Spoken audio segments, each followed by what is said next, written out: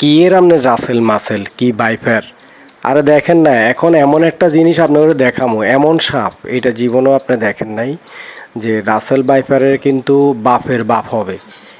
এটা কতটা বিষাক্ত হবে তা আসলে আমি এখন অনুমান করতে পারছি না। আপনি দেখেন তো জীবনে দেখেছেন কিনা রাসেল বাইফার, এটা আরও আগে দেখেছেন।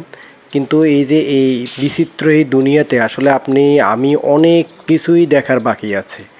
একটা হলো আমরা আন্তর্জাতিকভাবে বিভিন্ন মাধ্যমে আমরা অনেক কিছু অনেক সৃষ্টি দেখতেছি। দেখেন এই যে কালারটা দেখেন, এখানে যেই সাপটা আমি দেখতে পাচ্ছি আসলে আমার নিজের কাছে কিন্তু ভয় লাগলেও লাগছে না, কারণ মানুষ তার সময়ের 1 সেকেন্ড আগে মৃত্যুবরণ করবে না, 1 সেকেন্ড কাল বিলম্বও করবে না, নির্দিষ্ট সময়ে চলে যেতে হবে।